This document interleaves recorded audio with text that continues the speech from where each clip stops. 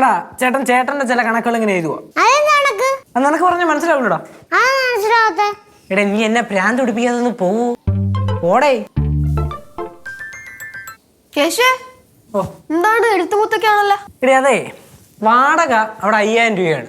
പിന്നെ ഈ ഇലക്ട്രിസിറ്റിയുടെ bill, paper bill, പേപ്പറിന്റെ കാശ്, വാട്ടർ ബില്ല്, പിന്നെ ബാക്കിയുള്ള എക്സ്പെൻസ് അതെല്ലാം അവിടെ ഞാൻ കണക്കൂട്ടി വരുമായിരുന്നു. അപ്പൊ അങ്ങനെ കണക്കൂട്ടി വന്നപ്പോ പെർ ഡേ 1300 രൂപ വേണം. അങ്ങനെ വീണ് കഴിഞ്ഞാൽ നമുക്കൊരു സ്റ്റാഫിനെയും കൂടെ അവിടെ വെക്കാം. കറക്റ്റ് വര പറഞ്ഞാലേ കറക്റ്റ് ചെലവ് പറഞ്ഞാലേ കറക്റ്റ് വരവ് നമുക്ക് കണക്കൂട്ടാൻ പറ്റും. കൊള്ളാം, എന്റെ കണക്കൂട്ടിലൊക്കെ സെറ്റ് ആണല്ലോ. കാൽക്കുലേഷനിൽ പോയി കഴിഞ്ഞാൽ മൊത്തത്തിലും പോയില്ലേ? ഉഷ ചേച്ചിയുടെ കോള്. ഉഷ ചേച്ചി നീ നമ്പർ കൊടുത്തില്ലായിരുന്നു എന്റെ സംസാരിക്കും. ഉച്ചേച്ചി ആ ചേച്ചി പറയേച്ചി. ഓ ഞാൻ വീട്ടിലുണ്ട്. ഞാൻ മറ്റേ കണക്കൊക്കെ നോക്കിക്കൊണ്ടിരിക്കുന്നത് ചേച്ചി. ഫാനാ?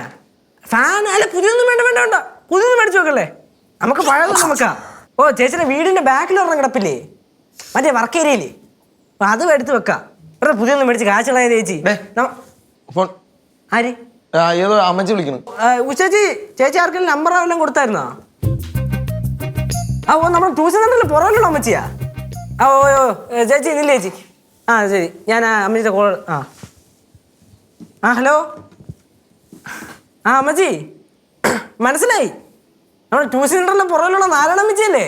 നാരായണ അമ്മച്ചി എന്താണ് വേണ്ടത്? എന്താണ്? ഓ വരുമാന സർട്ടിഫിക്കറ്റ് ആണോ വേണ്ടേ?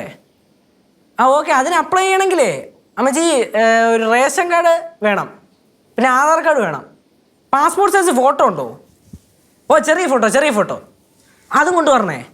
പിന്നെ നമ്പർ വേണം. ഓക്കെ അത് 2 ദിവസത്തിനുള്ളിൽ കിട്ടും അമ്മച്ചി. ശരി, അപ്പോൾ അവിടെ വെച്ച് വേണം. ശരി അമ്മച്ചി. ഓക്കെ ഓ ഈ വരുമാന സർട്ടിഫിക്കറ്റ് 2 ദിവസം കൊണ്ട് കിട്ടുമോ? പാടാണ്. ഇപ്പോഴും കുറെ പേർക്കൊക്കെ കിട്ടാറുണ്ട്. പെൻഷൻ പ്ലാനൊക്കെ പുതുക്കിയില്ലേ? അതായത് ഇപ്പൊ ഈ വരുമാനം കൂടുതലുള്ളവർക്കും ഈ പെൻഷൻ വീഴുന്നുണ്ട്, പിന്നെ മരിച്ചു പോയവർക്കൊക്കെ പെൻഷൻ വീഴുന്നുണ്ട്. അതുകൊണ്ട് അതൊക്കെ ഇപ്പൊ കട്ടാവും. സത്യം പറഞ്ഞാൽ ഉള്ള നല്ല കാര്യം തന്നെ അത്. അതാകുമ്പോ അർഹിക്കുന്നവർക്ക് കിട്ടൂല്ലോ അതൊക്കെ. അല്ല, ഈ അമ്മച്ചിക്ക് എന്റെ നമ്പർ എങ്ങനെ കിട്ടി? അത് ഉഷ ചേച്ചി കൊടുത്തത്. അപ്പൊ നീ ഞങ്ങൾ 2 പേരുടെ നമ്പർ ഉഷ ചേച്ചി കൊടുത്തോ? സംഭവം എനിക്ക് സ്വന്തമായിട്ട് ഫോണില്ലല്ലോ. അപ്പൊ നിങ്ങൾ 2 പേരുടെ നമ്പറാണ് എന്റെ കോൺടാക്ട് നമ്പർ എന്നും പറഞ്ഞ് ഞാൻ ഉഷ ചേച്ചിക്കും വേറെ ചിലവർക്കും കൊടുത്തത്. എടാ നീ അവിടെ ഇല്ലാത്ത ഉഷ ചേച്ചി ഉണ്ടാവില്ലേ അവിടെ? അതാണ് രസം. എന്റെ ചേച്ചി ഉഷ ചേച്ചി ഉണ്ടായിട്ട് ഒരു കാര്യമില്ല, ഭയങ്കര പൊട്ടിയാണ്. ഞാനാണിപ്പോ ചേച്ചിക്ക് കാര്യങ്ങളൊക്കെ പഠിപ്പിച്ചു കൊടുത്തോണ്ടിരിക്കണേ. എന്നാലും നീ കാര്യങ്ങളൊക്കെ ഇത്ര പെട്ടെന്ന് എങ്ങനെയാണ് പഠിച്ചേ? എടി ഇപ്പൊ ഫോണിൽ തപ്പി എന്തിന്റെ വിവരങ്ങളാണ് കിട്ടാത്തത്? പിന്നെ നാട്ടുകാരുടെ നമ്മൾ ചില ചർച്ചകളൊക്കെ ചെയ്യണം. ഈ നാട്ടിൽ എന്തൊക്കെയാ നടക്കുന്നതെന്നുള്ളതിന്റെ ഒരു മിനിമം ബോധം നമുക്ക് കിട്ടണ്ടേ? ഞാൻ പോയ ഉഷ ചേച്ചി ഒന്ന് കണ്ടിട്ട് വരട്ടെ, ഒരു ആവശ്യമുണ്ട്. എന്തൊക്കെ പറഞ്ഞാലും ഉണ്ടല്ലോ, അവൻ വേറെ ലെവലാണ്. എന്ത് പെട്ടെന്ന് കാര്യങ്ങളൊക്കെ പഠിച്ചെടുക്കണേ. അച്ഛൻ പറയണ ശരിയാണ്, അവൻ വലിയ നിലയിലേക്ക് എത്തിത്തീരും. ഇപ്പൊ തന്നെ അവന്റെ അനിയത്തെന്ന് പറയാനുണ്ടല്ലോ, ഒരു ഗുമ്മാണ്, വെയിറ്റ് ആണ്. കഴിഞ്ഞ അവനെ പൊക്കി കഴിഞ്ഞ അവനിങ്ങനെ പൊക്കി ചെത്തക്കൊമ്പിൽ കേറ്റല്ലേ?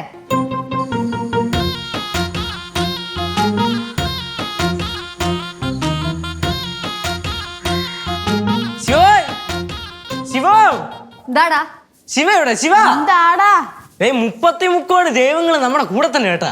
ചേട്ടനോടെ? നീ പോയി വിളിക്ക്. പോയി വിളിച്ചിട്ടാ ചേട്ടനെ.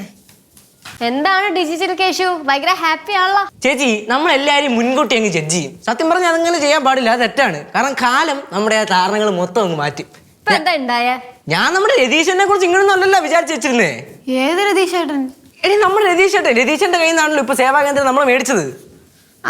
മനസ്സിലായി. പക്ഷെ എനിക്ക് ആളാരാ ഇതുവരെയായിട്ടും കത്തിയിട്ടില്ല. ആരത്? ട്യൂഷൻ സെന്ററിന്റെ ഫ്രണ്ടിൽ താമസിക്കണത്, കുറച്ച് തടിച്ചിട്ട്. എടി പച്ചവെള്ള രതീഷ്. എന്നെ കേശവാന്ന് മാത്രമേ വിളിക്കത്തുള്ളൂ. മനസ്സിലായി. ആൾക്കിപ്പോ എന്താ പറ്റിയ? ആൾക്കിപ്പോ ഒന്നും പറ്റിയില്ല.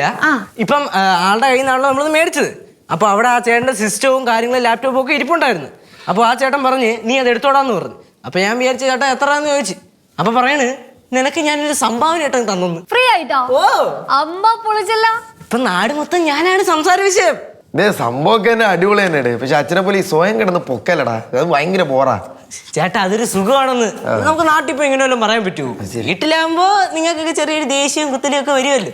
ഞങ്ങൾക്കാ? അങ്ങനെ വരുമെന്ന്. കാരണം നിങ്ങൾക്കൊക്കെ എന്നോട് ചെറിയൊരു അസൂയ ഇല്ലേ? ഞങ്ങൾക്ക് എന്താ അസൂയ? നീ അച്ഛനെ പോലെ ഓരോ കാര്യങ്ങളൊക്കെ പറഞ്ഞ് തിരിച്ചു മാറി മനുഷ്യരെ കുഴപ്പിക്കത്തേ ഉള്ളൂ. കേശേ, ഇനി മാളവിക എങ്ങാനും അവിടെ ഡിജിറ്റൽ സേവാ കേന്ദ്രത്തിൽ ഹെൽപ്പ് ചെയ്യാൻ വരുമോ? കേശുവേ, അങ്ങനെയാണെങ്കിൽ അവിടെ ഒരു ഫൈറ്റ് ചെയ്ത് നടക്കുവേ.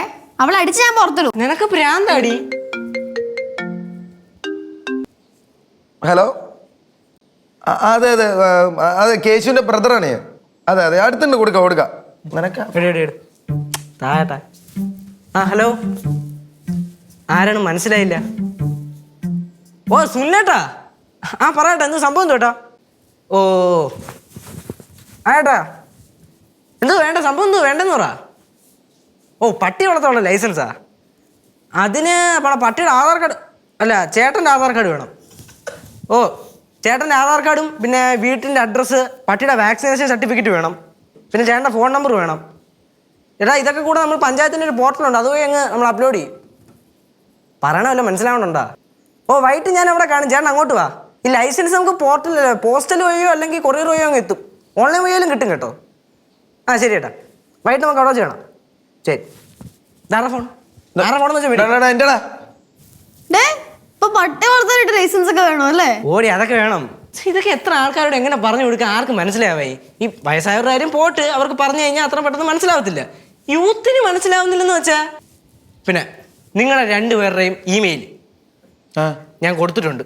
ഇനി അതിലോട്ട് ചറപറ ഇമെയിൽ വരും, അത് കറക്റ്റ് അപ്പം തന്നെ എന്നോട് പറയണം കേട്ടല്ലോ. എടാ നീ നാട്ടുകാർക്ക് മൊത്തം ഞങ്ങളുടെ നമ്പറും മെയിൽ ഐ ഡി ഒക്കെ കൊടുത്താ നീ? എല്ലാവർക്കും ഒന്നും അങ്ങനൊന്നും കൊടുത്തിട്ടില്ല. പകുതി പേർക്ക് ചേച്ചിയുടെ നമ്പർ, പകുതി പേർക്ക് ചേട്ടൻ നമ്പർ. കാരണം കോള് രണ്ടുപേർക്ക് ഒരേപോലെ വരണമല്ലോ. ഒരാൾക്ക് കൂടുതൽ വന്നു, ഒരാൾക്ക് കുറഞ്ഞു വന്നു എന്ന് പറഞ്ഞ് ലാസ്റ്റ് പരാതി പറഞ്ഞല്ലോ. നീ കൂടുതൽ വട്ട് കളിപ്പിച്ചാണ്ടല്ല, നിന്നെ അന്വേഷിച്ച് വിളിക്കുന്ന ആൾക്കാരൊക്കെ ഞാൻ തെറി പറഞ്ഞു വിടും കേട്ടാ. ഞാൻ ചീത്ത വിളിക്കും. ചേട്ടാ കളിക്കില്ല കേട്ടാ, പാവങ്ങളുടെ ജീവിതമാണ്. നിക്ക് കോള് ആരാണ്? ആ കേശവടി ഉണ്ട്, ഞാൻ കൊടുക്കാവേ. ഹലോ, ആ മാളവിക, ആ പറ. ആ ഞാൻ നേരത്തെ അവിടെ വന്നിട്ടുണ്ടല്ലോ. ഓ സേവാന്ദ്രത്തിൽ വന്നായിരുന്നു. മാളവിക. മാളവിക എന്നിപ്പോ എന്താ കുഴപ്പം? ഇടിക്കല്ലേ അവന്റെ ഒക്കെ ഒരു ടൈം നമ്മുടെ വിധി.